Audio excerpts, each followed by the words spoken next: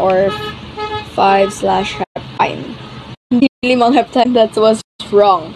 So, hep, ibig sabihin, siya ay 7. So, 7 carbon.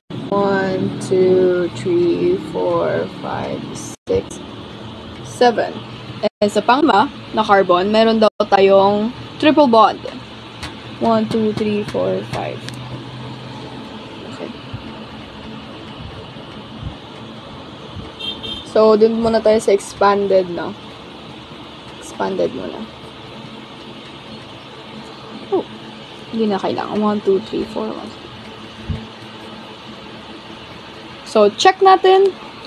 Heptine, Y, ibig sabihin, CnH2n-2, CnI5, H2ni5 minus 2, 10 minus. Wait.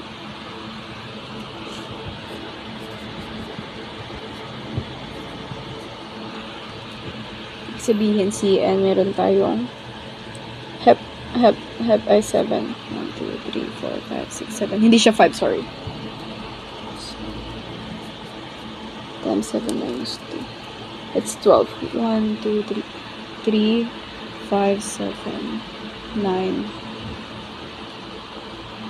11, 12. Okay, tama. So, that's the expanded form. Let's go to the condensed. Okay. Hindi ko natanggalin, ha. Kanina kasi natanggal ko eh. So, condense, CH3, and then dalawang CH2, and then may, tatlong CH2, then C, and then, meron tayong isang CH3. Yan ang ating condense. Sa bond line naman, pwede bang dito na lang? Okay, sa bond line, madali lang rin yan. So, we have 7. 1, 1, 2, 3, 4, 5, 6, 7. 1, 2, 3, 4, 5, 6, 7. And then, sa panglima, meron tayong triple bond. 1, 2, 3, 4, 5. Yan. So, ganyan. Yan. Sa tatlong version ng example natin, this is the expanded, this is the condensed, and this is the bond line. Bakit siya ganyan? Kasi wala siyang cyclo. So, paano naman kung cyclopentime? Sabihin, ano siya? No. So, pentime 5. Hanap muna tayo ng 5 natin. So, we always start with ganyan. Dito tayo mag-start lagi when we are drawing cyclo. So, C. Ano? Sa pang C. 1, 2, 3, 4, 5. Pen. 5. Tapos bago natin gawin yung H. Ay, no. As I said, we start here.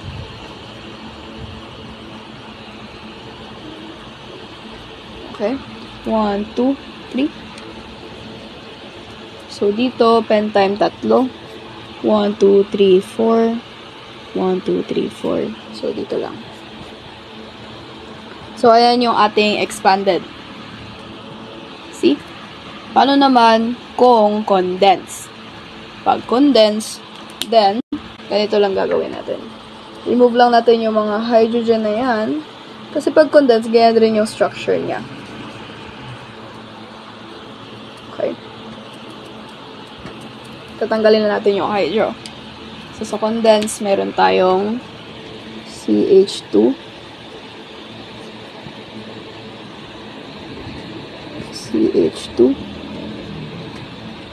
CH2. So, ganyan lang sa condense. Okay? Paano naman if doon tayo sa bond line? So, sa bond line, tanggalin lang natin yung CH2. So, ganito lang yung mukha niya.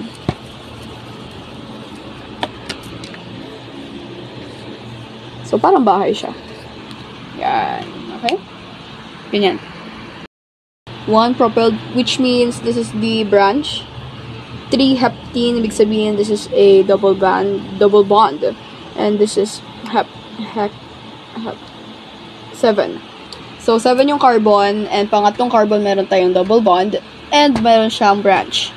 Yung branch niya, mayroong 3 carbons na matatagpuan sa first carbon ng main branch. Diba ang hirap? So, doon muna tayo sa expanded, siguro. Expanded muna. Okay?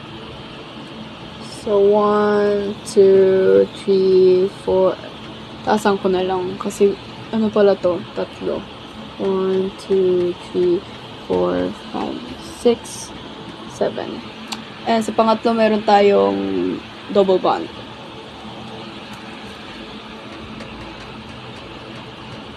So, dito, kind of, nakakalito yung kanyang pagka-count. So, kung dito, heptene ay 7, propyl ay pagka-count ng carbons. Hindi, mamaya na lang para i-check natin yung mga mali natin kung may mali ako.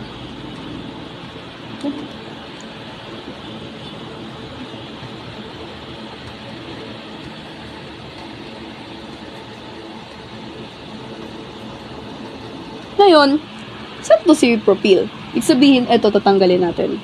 May magko-connect sa kanya na 3 C.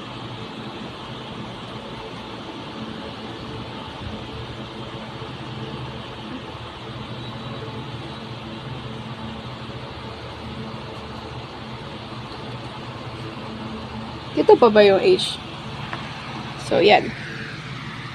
Ganyan. Okay? Ngayon, bakit 3 dito? Propyl, natandaan natin, diba, 3.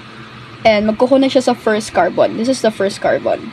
So, yan. Tatanggalan natin siya ng isang hydrogen para makakonect to. Kasi it's a branch. Okay? So, bilangin natin. Just using this name, let's tignan natin kung ilan yung or ano yung kanyang chemical formula. Okay?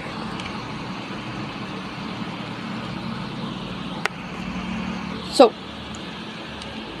heptene 7. Propyl 3. Ibig sabihin, ang C natin ay 10. Ngayon, ang 10 na yan, no, we will, para mahanap yung hydrogen, of course, heptene, ibig sabihin, we will just multiply it by 2. So, CH20. For what I know. Tingnan natin, diba? 1, 2, 3, 4, 5, 6, 7, 8, 9, 10, 11, 12, 13, 14, 15, 16, 17, 18, 19, 20. Tama! 20. Okay? So, it's correct. As a condensed structure. So, yun yung medyo mahirap. That's why I'm here to help. First, we need to write parent chain, which is this. So, oops. Malaglag. CH3. This is, CH3, CH2. Kasi may nag-connect eh. CH2. No? CH. Okay, so there's 2 CH2. There's 1 CH. Then there's 3. And there's another 2 CH2. And meron tayong CH3. Okay? Meron tayong CH3. Katapos nyan, connect natin dito sa baba. Then, sulat natin ito. CH. Dalawang CH2. And then, may isang CH3. So, ganyan sa condense. Okay?